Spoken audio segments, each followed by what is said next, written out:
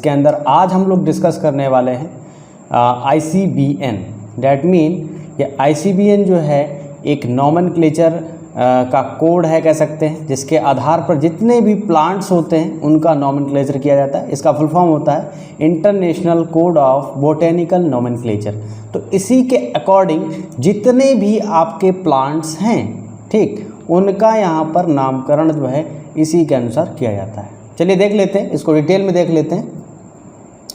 तो ICBN की जो फुल फॉर्म जो होती है वो है international code of botanical nomenclature. Clear?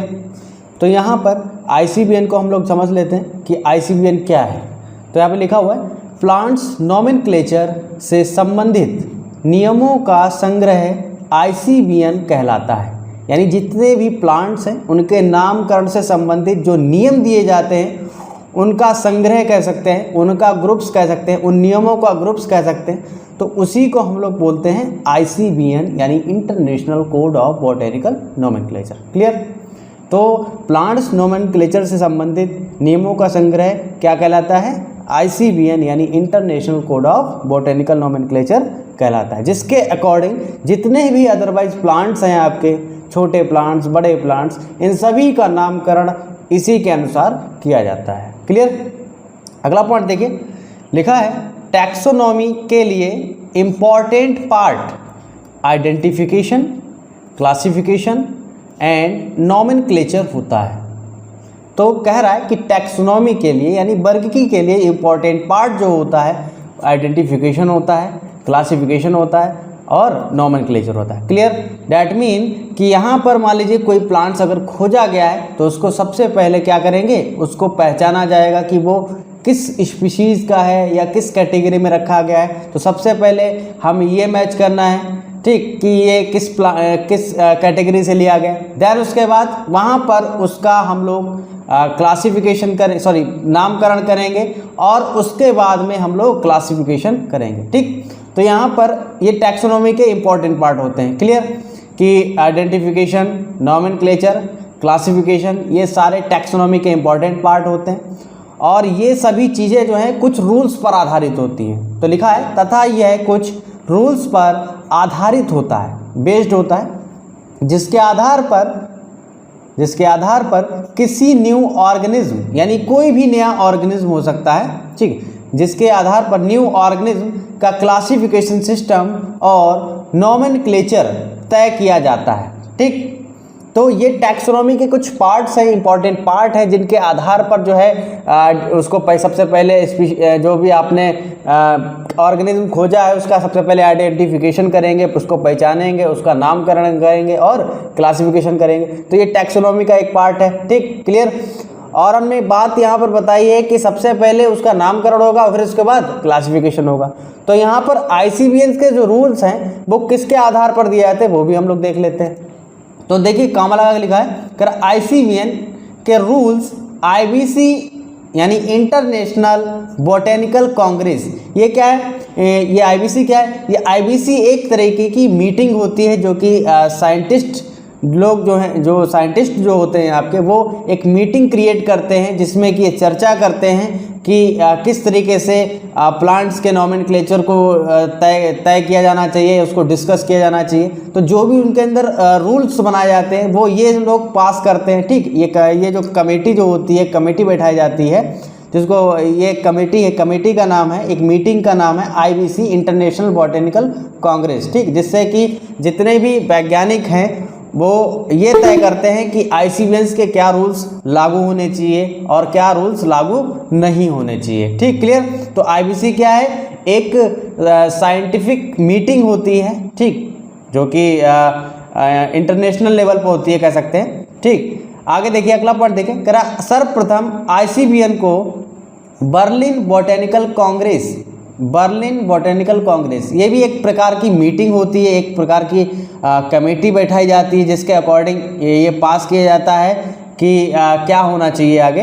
तो लिखा है ICBN को बर्लिन बोटेनिकल कांग्रेस यानी 1987 में एक्सेप्ट किया गया था। यानी जो ICBN जो सिस्टम है, ठीक, जिसके अकॉर्डिंग जितने भी प्लांट्स का नॉमेनक्लेचर किया जाता है, तो उसको सबसे पहले बर्लिन बॉटेनिकल कांग्रेस ने ही 1987 में एक्सेप्ट किया था। और ऐसा माना जाता है, कुछ बुक्स में ये भी लिखा होता है कि ICBN का जो ICBN जो है आपका, वो सबसे पहले लागू हुआ था 1961 में।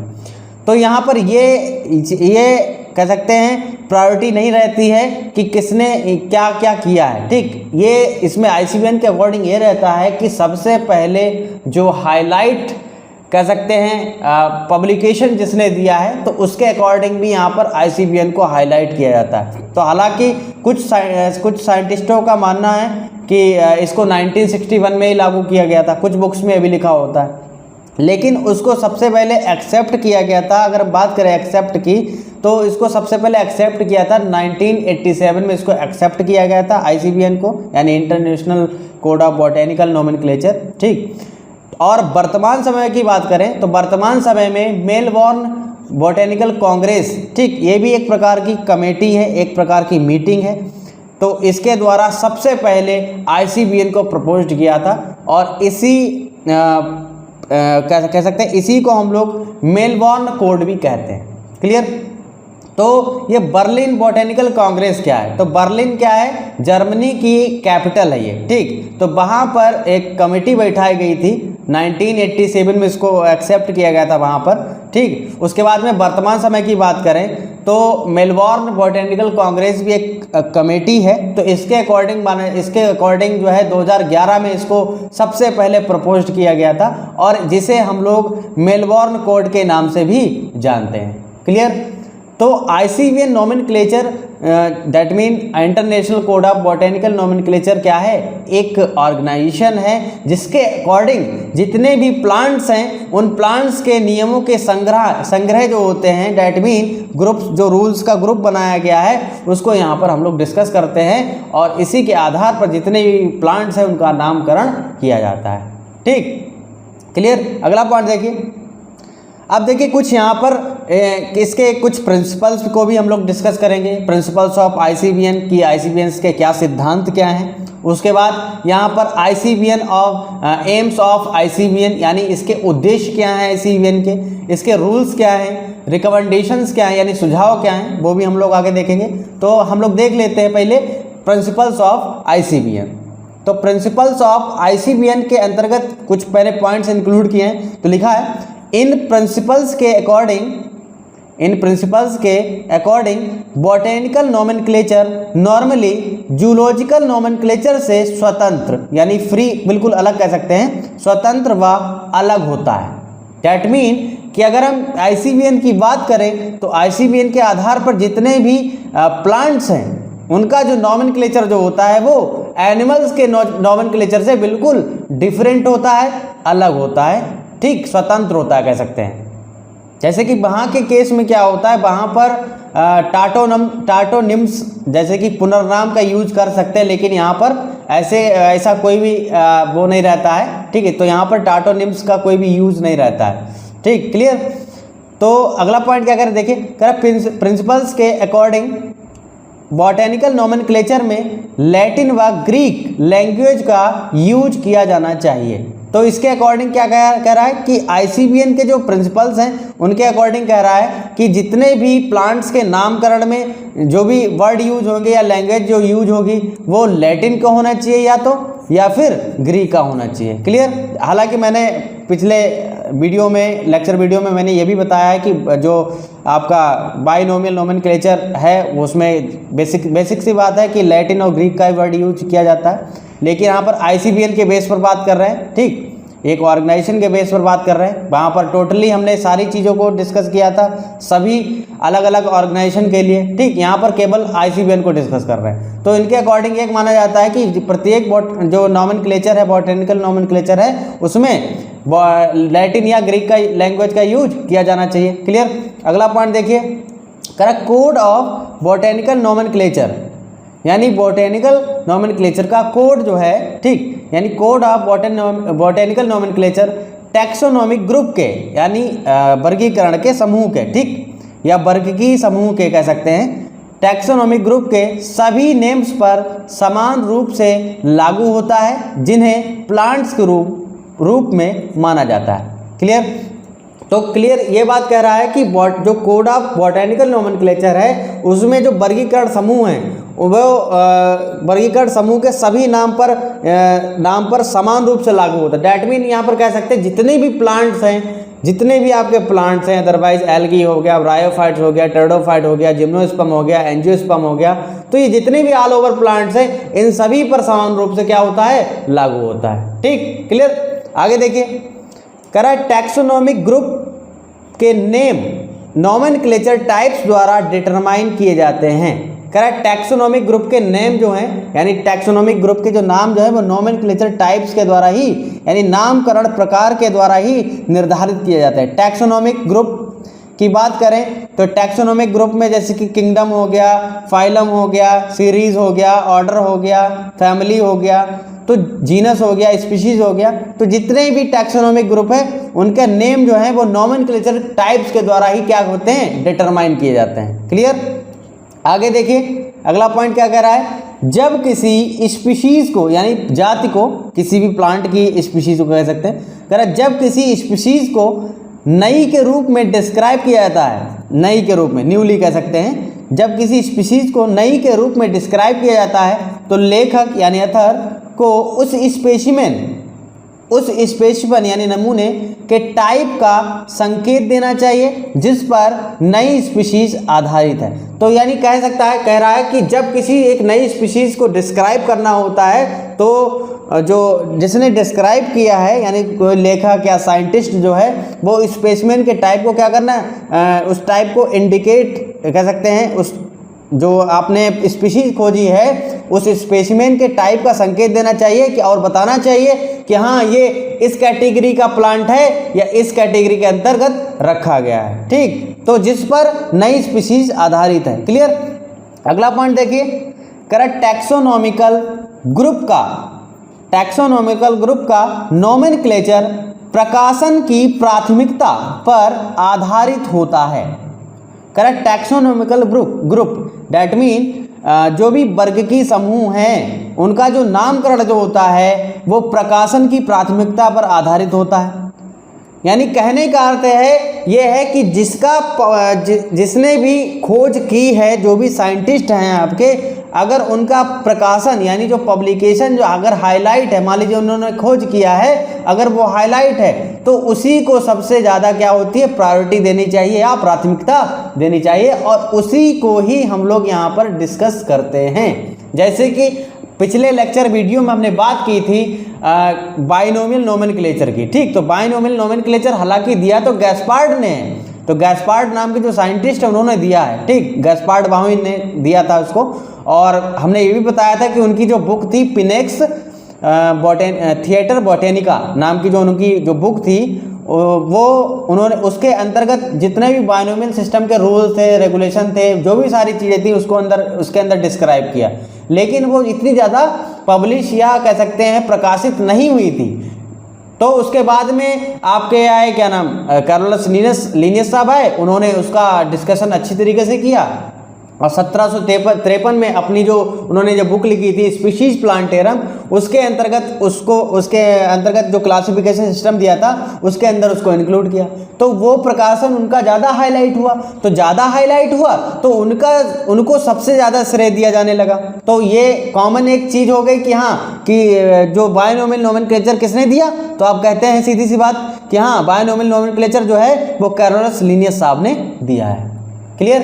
तो यहाँ पर भी बिल्कुल सटीक, बिल्कुल यहाँ पर भी वही चीज़ अप्लाई होती है कि टैक्सोनॉमिकल ग्रुप का जो नोमेनक्लेचर है वो प्रकाशन की प्राथमिकता पर आधारित होता है, यानी किसका प्रकाशन कितना ज़्यादा हाईलाइट है इसके आधार पर भी यहाँ पर जो प्रिंसिपल्स दिया जाता है, या कह सकते हैं ICBN में जो प्लांट्स होते हैं उनको, या जो रूल दिया गया है उसको भी उसी तरीके से हाईलाइट किया जाता है प्रकाशन के आधार पर।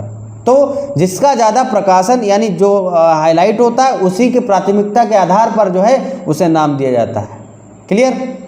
आगे देखिए अगला पॉइंट, अब देख लेते हैं AIIMS and rules of ICBN, यानी उद्देश्य क्या है और नियम क्या है ICBN के।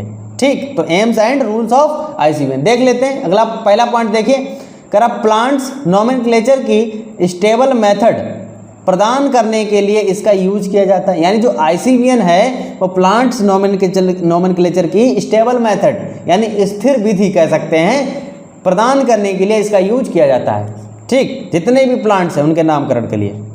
अगला पॉइंट देखिए, करा है आईसीबीएन का यूज जो या उद्देश्य क्या है इसका, देखिए अगला करा अलग अलग प्लांट्स के कई कॉमन नेम डिफरेंट कंट्रीज में यानी विभिन्न देशों में यूज किए जाते हैं, प्रयुक्त होते हैं यानी प्रयुक्त होते हैं जो प्रायः कन्फ्यूज़न क्रिएट करते हैं। जैसे कि अलग अलग देशों में अलग अलग तरीके के प्लांट्स हैं और उन प्लांट्स के अलग अलग देशों में अलग अलग तरीके से नाम लिए जाते हैं कि इस प्लांट्स को उनकी जगह का जो देसी नाम है वो अलग है, यहाँ पर अलग है, या दूसरी कंट्री है उसमें अलग है।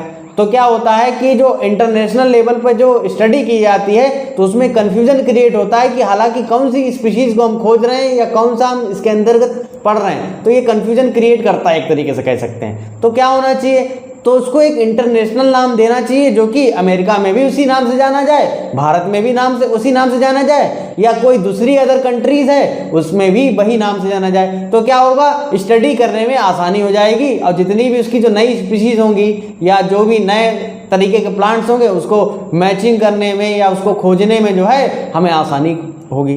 तो कहने का अर्थ यही है कि अलग अलग प्लांट्स के जितने भी कॉमन नेम्स है वो डिफरेंट कंट्रीज में अलग अलग तरीके से प्रयुक्त होते हैं जो कि प्रायः क्या करते हैं, कन्फ्यूजन क्रिएट करते हैं, कन्फ्यूजन पैदा करते हैं। अतः ये आवश्यक हो जाता है कि विशेष प्लांट को एक ऐसा नाम दिया जाए जो कि इंटरनेशनली यानी पूरे यूनिवर्स में एक ही नाम से जाना जा सके। ठीक, तो इसलिए भी यहाँ पर आईसीबीएन के आधार पर जो है वो यहाँ पर दिया जाता है, नोमेनक्लेचर दिया जाता है। ठीक, अब ये जो नोमेनक्लेचर है ये नोमेनक्लेचर अलग अलग पद्धति के अनुसार दिया जाता है, जैसे कि बाइनोमियल नोमेनक्लेचर सिस्टम है, ट्राइनोमियल नोमेनक्लेचर सिस्टम है। ठीक, तो वो हालांकि बाइनोमियल हम लोग डिस्कस कर चुके हैं, ठीक, आपको बता भी चुके हैं। तो पूरा जो बाइनोमियल का सिद्धांत जो बाइनोमियल नोमेनक्लेचर है वो आईसीबीएन पर बेस्ड होता है। अगर प्लांट्स के लिए है तो आईसीबीएन पर सीधी सी बात है बेस्ड होगा, हालांकि चीज़ें वही रहती हैं सारी चीज़ें। तो अगला पॉइंट देख लेते हैं। अच्छा, कह रहा प्रत्येक ऑर्गेनिज्म का एक नाम होना चाहिए जिसमें 2 वर्ड इंक्लूड हों। इसके अनुसार कह रहे हैं आईसीबीएन के रूल्स के अनुसार, करा प्रत्येक ऑर्गेनिज्म दैट मीन प्रत्येक ऑर्गेनिज्म का एक नाम होना चाहिए जिसमें 2 वर्ड इंक्लूड हो, जिसमें पहला वर्ड जीनस यानी वंश तथा दूसरा वर्ड स्पीशीज को प्रदर्शित करता हो। यानी इसमें क्या हो, पहला वर्ड जो है जीनस को, पहला वर्ड जीनस तथा दूसरा वर्ड स्पीशीज को क्या करता हो, प्रदर्शित करता हो। ठीक, तो ये पॉइंट इन्होंने कहा है इसके अंतर्गत। फिर अगला पॉइंट कह रहा है, करा इस सिस्टम में यानी आईसीबीएन में, करा इस सिस्टम में प्रत्येक प्लांट के बॉटेनिकल नेम में 2 भाग होते हैं। कितने भाग होते हैं, 2 भाग होते हैं, जिसमें फर्स्ट नेम जेनरिक यानी जीनस तथा सेकंड नेम स्पेसिफिक होता है। करा आईसीबीएन के आधार पर क्या होता है, भाई आईसीबीएन पढ़ रहे हैं ना, तो आईसीबीएन के आधार पर क्या होता है, जो बॉटेनिकल नेम होता है यानी जो वनस्पत वैज्ञानिक नाम जो होता है उसमें 2 भाग होते हैं। तो फर्स्ट नेम क्या होता है, जीनस या जेनरिक, दूसरा वर्ड जो होता है स्पेसिफिक या स्पीशीज। जैसे कि यहाँ पर हमने पोटैटो का क्या कर रहा है, क्या कर रखा है, यहाँ पर बॉटेनिकल नेम दिया है। ठीक है, तो सोलेनम जो है इसका ये क्या है, जीनस है, डैट मीन ये इसका बॉटेनिकल नेम है। और जो ट्यूबरोसम है वो क्या है इसका ये स्पीशीज है या स्पेसिफिक नेम है, स्पीशीज है या स्पेसिफिक नेम है। क्लियर, तो क्या कह रहा है कि बॉटेनिकल नेम में 2 भाग होते हैं, जिसमें फर्स्ट नेम जेनरिक तथा सेकंड नेम स्पेसिफिक होता है। तो प्रत्येक बॉटेनिकल नेम में क्या होता है, एक जीनस होता है, एक स्पीशीज होता है। ठीक, लेकिन क्या होता है, कभी कभी ऐसा भी रहता है, लेकिन कभी कभी ऐसा भी होता है कि बॉटेनिकल नेम में 3 भाग भी होते हैं। यानी बॉटेनिकल नेम जो यानी जो वनस्पति वैज्ञानिक नाम होता है उसमें 3 नाम भी इंक्लूड होते हैं। कैसे होते हैं वो देखिए, करा है लेकिन कभी कभी बॉटेनिकल नेम में 3 भाग भी होते हैं, जिसमें फर्स्ट नेम जेनरिक यानी जीनस, सेकंड नेम स्पेसिफिक यानी स्पीशीज, और थर्ड नेम जो होता है वो सब स्पेसिफिक या सब स्पीशीज या नेम ऑफ वैरायटी होता है। तो यानी कभी कभी प्लांट के केस में या एनिमल के केस में, यहाँ पर पहली बात प्लांट की बात करेंगे, बॉटनी पढ़ रहे हैं ना, तो बॉटेनिकल नेम में 3 भाग भी होते हैं, जिसमें फर्स्ट नेम जेनरिक यानी जीनस, सेकेंड नेम स्पेसिफिक यानी स्पीशीज, और थर्ड नेम जो है वो सब स्पीशीज या सब स्पेसिफिक, या इसको हम नेम ऑफ वैरायटी होता है, यानी 3 नाम होते हैं। जैसे कि यहाँ पर एग्जाम्पल दिया है फूल गोभी का, ठीक। अब जो गोभी जो होती है उसकी अलग अलग वैरायटी होती हैं, तो अलग अलग वैरायटी हैं तो अलग अलग, यानी डैट मीन यहाँ पर सब स्पीशीज भी इंक्लूड होंगी। जैसे कि ब्रेसिका क्या हो गया, यहाँ पर पूरा नाम है फूल गोभी का ब्रेसिका ओलरेसिया, वैरायटी किस्म बोट्राइटिस, क्लियर।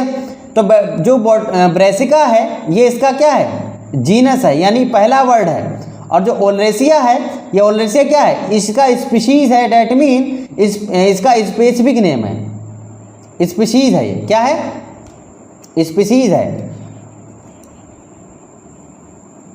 ठीक, स्पीशीज है। और जो तीसरा जो नेम इसमें इंक्लूड रहता है वो रहता है वैरायटी या सब स्पीशीज, ठीक। तो ये क्या है, इसका सब स्पेसिफिक नेम है या सब स्पीशीज है, सब स्पेसिफिक यानी वैरायटी, क्लियर। तो हमने कहा है कि लेकिन कभी कभी बॉटेनिकल नेम में, वनस्पति वैज्ञानिक नाम में 3 भाग भी होते हैं, जिसमें पहला नाम जेनरिक यानी जीनस, सेकेंड नाम स्पेसिफिक यानी स्पीशीज, और थर्ड नाम जो होता है वो सब स्पेसिफिक या सब स्पीशीज, या हम इसको वैरायटी भी कह सकते हैं, ठीक। तो इसमें ब्रेसिका ओलरेसिया वैरायटी बोट्राइटिस, तो वैरायटी बोट्राइटिस जो है वो इसका सब स्पेसिफिक नेम है या इसका वैरायटी जो कि इसका थर्ड नेम होता है, क्लियर। तो कभी कभी और ऐसे नोमेनक्लेचर को हम लोग कह सकते हैं ट्राइनोमियल नोमेनक्लेचर, क्या कह सकते हैं, ट्राइनोमियल नोमेनक्लेचर। हालांकि यहाँ पर इसके केस में हमने क्या बताया कि इसके केस में बताया था कि जो सोलेनम ट्यूबरोसम है ये बाइनोमियल सिस्टम के आधार पर दिया गया है, इसमें 2 ही नाम है, और ये जो यहाँ पर दिया गया है ये ट्राइनोमियल सिस्टम के आधार पर बताया गया है। तो ये ट्राइनोमियल सिस्टम यानी त्रिनाम पद्धति है, यानी 3 नाम दिए जाते हैं बॉटेनिकल नेम में, क्लियर। तो बॉटेनिकल नेम में जब 3 भाग होते हैं तो इसको ट्राइनोमियल कहा जाता है। जैसे कि यहाँ पर ब्रेसिका ओलरेसिया, ब्रेसिका हो गया जीनस, ओलरेसिया हो गया स्पीशीज, और वैरायटी यानी जो बोट्राइटिस जो है आपका ये सब स्पेसिफिक या इसका सब स्पीशीज है, जो कि ये दर्शाता है, क्लियर। ऐसे ही अगला यहाँ पर एक एग्जाम्पल और लिख देते हैं, अगला एग्जाम्पल यहाँ पर लिख देते हैं Brassica ओलरेसिया, Brassica ओलरेसिया, Brassica ओलरेसिया variety capitata, variety capitata. तो ये बॉटेनिकल नेम है पत्ता गोभी का, किसका, पत्ता गोभी, जिसको कहा जाता है बंद गोभी, पत्ता गोभी, जो भी कहते हैं आप लोग, अलग अलग क्षेत्रों में अलग अलग नाम से पुकारा जाता है इसको। तो ब्रेसिका क्या हो गया, इसका जीनस हो गया, इसी तरीके से ओलरेसिया क्या हो गया, स्पीशीज हो गया, और जो कैपिटाटा है ये क्या हो गया, वैरायटी हो गया, यानी सब स्पेसिफिक नेम हो गया इसका, ठीक, क्लियर। तो इसी तरीके से क्या होता है, कभी कभी यहाँ पर 3 नाम भी इंक्लूड होते हैं, तो ऐसे नोमेनक्लेचर को हम लोग ट्राइनोमियल नोमेनक्लेचर कह देते हैं। और ट्राइनोमियल नोमेनक्लेचर जो है आपका वो सबसे पहले हक्सले साहब ने डिस्कस किया था इसको सबसे पहले, और एक और साइंटिस्ट हैं स्ट्रिकलैंड, ठीक। तो स्ट्रिकलैंड साहब जो हैं और हक्सले साहब हैं, इन्होंने ट्राइनोमियल सिस्टम लागू किया था सबसे पहले, ठीक, ऐसे प्लांट्स के लिए जिनमें कि वैरायटी या सब स्पेसिफिक या सब स्पीशीज इंक्लूड होती थी, ठीक। तो इसको ट्राइनोमियल सिस्टम कहा जाता है, क्लियर। अब देखिए आगे देखते हैं, अब यहाँ पर देख लेते हैं रिकमेंडेशंस, यानी सुझाव क्या हैं इसके, यानी जो ICBN है इसके क्या सुझाव हैं वो यहाँ पर हम लोग देखेंगे। सुझाव देख लीजिए, रिकमेंडेशंस क्या है, कह रहा है रिकमेंडेशन की हेल्प से, यानी सुझाव की हेल्प से, रिकमेंडेशन की हेल्प से डिफरेंट सिचुएशन के रूल्स को अप्लाई करने में सहायता मिलती है। यानी सुझाव लिया जाता है अलग अलग साइंटिस्ट से, या एक मीटिंग बैठाई जाती है, वहाँ पर सब लोगों से डिस्कस किया जाता है कि हाँ सर ये बताइए इस तरीके से क्या होगा, ये प्लांट्स है, इसका नाम कैसे रखा जाएगा, या ये इसके अंतर्गत कैसे रखा गया है। तो जो भी सारी चीज़ें हैं वो मीटिंग के दौरान जो है डिस्कस की जाती हैं। तो रिकमेंडेशन की हेल्प से डिफरेंट सिचुएशन के रूल्स को अप्लाई करने में सहायता मिलती है। अगली लाइन से देखिए, रिकमेंडेशन मुख्य रूप से टैक्सोनॉमिकल रैंक या टैक्सोन के रूप में प्रपोज्ड किए जाते हैं।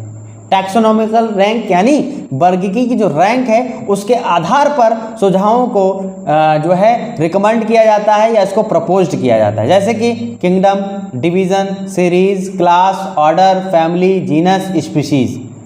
ठीक, तो इनके आधार पर टैक्सोनॉमिकल रैंक के आधार पर जो है यहाँ पर इसको रिकमेंड किया जाता है या इसको प्रपोज्ड किया जाता है। क्लियर। फिर लिखा है ICVN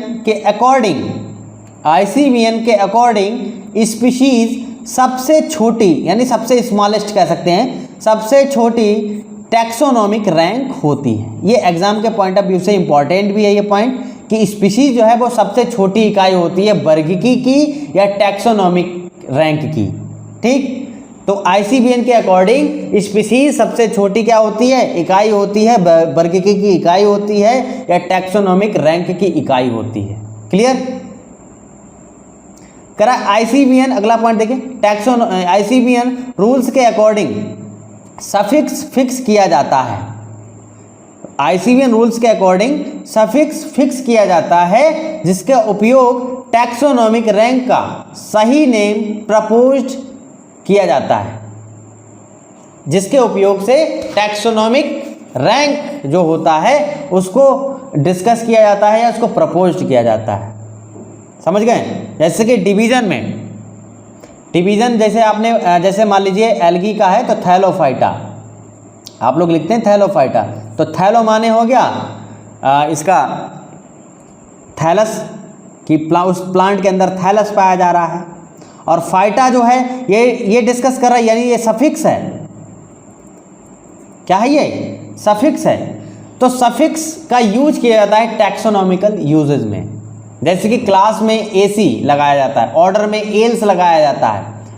जैसे कि आप लोग पढ़ते हैं ना, जैसे कि नॉक्टोकेल्स, ठीक, नॉक्टोकेल्स हो गया, या कह सकते हैं क्लोरोकोकेल्स हो गया। तो एल्स लगाते हैं ऑर्डर के अंतर्गत जो है एल्स लगाते हैं, यानी जो लास्ट वाला सफिक्स जो रहता है, यानी अनुलग्न कह सकते हैं जिसको, अनुलग्न यानी जो बाद में लगाते हैं सफिक्स जिसको कहते हैं। ठीक, तो एल्स हो गया। फैमिली में AC लगाते हैं, लास्ट में क्या लगाते हैं? AC लगाते हैं। ऐसे जीनस में तो चलिए कोई बात नहीं, जीनस का तो अलग ही फंडा रहता है, स्पीसीज का भी अलग फंडा रहता है, लेकिन जो टैक्सोनॉमिकल रैंक्स जो है जैसे कि डिवीज़न हो गया, किंगडम में हालांकि नहीं लगाया जाता है, तो किंगडम, डिवीज़न, क्लास, ऑर्डर, तो इसके अंतर्गत जो है ये सभी सफिक्स लगाया जाता है इसके अंतर्गत। जैसे कि किंगडम हो गया, इसमें सफिक्स नहीं लगता है। ठीक, जीनस हो गया, इसमें सफिक्स नहीं लगता है। स्पीसीज हो गया, इसके अंतर्गत भी सफिक्स नहीं लगता है। समझ गए। तो किंगडम के अंदर सफिक्स नॉट अलाउड, सफिक्स नहीं लगता है। जीनस के अंदर सफिक्स नॉट अलाउड, इसमें भी नहीं लगता है। स्पीशीज के अंदर सफिक्स नहीं लगता है। तो आपने देखा होगा किंगडम एनिमेलिया या प्लांटी, ठीक, या प्रोटिस्टा, तो इसमें तो किसी तरीके का सफिक्स यहाँ पर यूज ही नहीं हो रहा है। लेकिन जैसे कि डिवीज़न हो गया, डिवीज़न मान लीजिए थैलोफाइटा, डिवीज़न कैसा है? थैलो प्लस फाइटा, फाइटा क्या हो गया? सफिक्स हो गया। तो फाइटा लगाते हैं ज़्यादातर डिवीज़न में। फाइटा क्या हो गया? सफिक्स हो गया, थैलोफाइटा, फाइटा, या इसको यहाँ पर कह सकते हैं एम्ब्रियोफाइटा। ठीक, थैलोफाइटा, एम्ब्रियोफाइटा, और भी बहुत सारे फाइटा लगाते हैं, कह सकते हैं।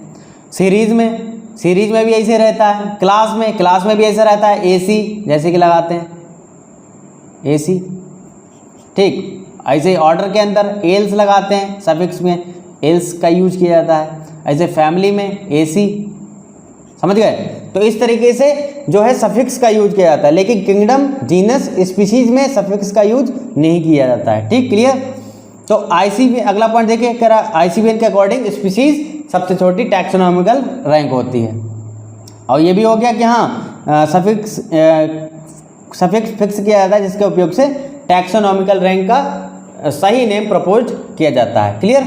फिर अगला पॉइंट देखिए, अब आईसीबीएन का मुख्य उद्देश्य, इसका मुख्य उद्देश्य क्या है? बॉटेनिकल नोमेनक्लेचर के रूल्स को प्रपोज्ड करना होता है तथा इस रूल्स को अप्लाई करने में सहायता करना होता है। तो आईसीबीएन के अकॉर्डिंग जो है वो जितने भी प्लांट्स हैं उनके नोमेनक्लेचर के जो रूल्स हैं उनको प्रपोज्ड करना होता है इसके अंतर्गत। ठीक, क्लियर। और इस रूल्स को कैसे अप्लाई करना है, इसमें भी ये लोग इसमें ये एक तरीके से हेल्प मिलती है, कह सकते हैं। ठीक, अब यहाँ पर कुछ नोट पॉइंट लिखे हैं। टैक्सोन क्या है? तो टैक्सोन की अगर हम बात करें तो टैक्सोन का मतलब है कि कैटेगरीज में जो इंक्लूडेड प्लांट हैं, कैटेगरीज में जो इंक्लूडेड प्लांट हैं, यानी उस प्लांट का किंगडम, फाइलम, ऑर्डर, ऑर्डर हो गया, फैमिली हो गया, जीनस हो गया, ये सभी चीज़ें कैटेगरीज में इंक्लूडेड प्लांट या एनिमल्स ग्रुप्स टैक्सोन कहलाता है। क्या कहलाता है? टैक्सोन कहलाता है। और टैक्सोन नेम जो है वो सबसे पहले H.J. लेन ने प्रस्तुत किया था। किसने किया था? H.J. लेन। किसकी बात आएगी? प्लांट्स के लिए। तो प्लांट्स की जब बात आएगी, फॉर प्लांट्स, तो प्लांट्स के अकॉर्डिंग तो H.J. लेन ने सबसे पहले टैक्सोन को इंक्लूड किया था, या इसका नाम रखा था, कह सकते हैं टैक्सोन का। टैक्सोन का नाम सबसे पहले H.J. लेन ने प्रस्तुत किया है। और जहाँ पर बात आएगी एनिमल्स की, तो एनिमल्स की बात आएगी तो एनिमल्स के केस में जो है, एनिमल्स के केस में तो अलग एक साइंटिस्ट हैं, एडोल्फ मेयर। तो एडोल्फ मेयर के साहब जो हैं, इन्होंने भी टैक्सोन नाम को प्रस्तुत किया था। किसके अंतर्गत? एनिमल्स के अंतर्गत। क्लियर। तो एडोल्फ मेयर जो हैं वो एनिमल्स के अंतर्गत यहाँ पर इन्होंने नाम प्रस्तुत किया था टैक्सोन का सबसे पहले। एक पॉइंट और भी है, वो भी देख लीजिए। एक पॉइंट और लिख लीजिए, यहाँ पे लिख लीजिए कि किंगडम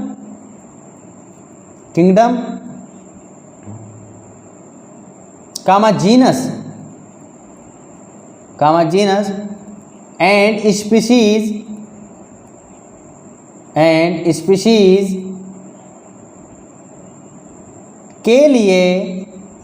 स्पीशीज के लिए सफिक्स लगाने का नियम नहीं है।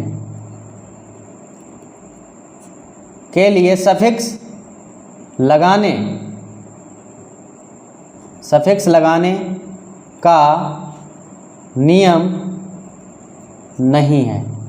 डैट मीन कि किंगडम हो गया, जीनस हो गया, इनमें क्या होता है? सफिक्स नहीं लगाया जाता है। ठीक, जैसे कि एक बार फिर से बता देते हैं, डिवीज़न में फाइटा लगाते हैं सफिक्स, थैलोफाइटा, एम्ब्रियोफाइटा, हैं। ऐसे ही जैसे मान लीजिए क्लास है तो क्लास में AC लगा देते हैं। ठीक, इस तरीके से। या ऑर्डर है तो वहाँ पर एल्स लगा देते हैं। ऑर्डर के केस में क्या लगा लेते हैं? एल्स लगा देते हैं लास्ट में, एल्स लगा देते हैं। ठीक, क्लियर। तो इस तरीके से सफिक्स लगाए जाते हैं। तो लेकिन यहाँ पर किंगडम के केस में, जीनस के केस में और स्पीशीज के केस में कोई भी किसी प्रकार का सफिक्स नहीं लगाया जाता है। ठीक, तो ये सारी चीज़ें हम लोग ICBN के अंदर डिस्कस किए हैं। ठीक, डिस्कस किया हम लोगों ने।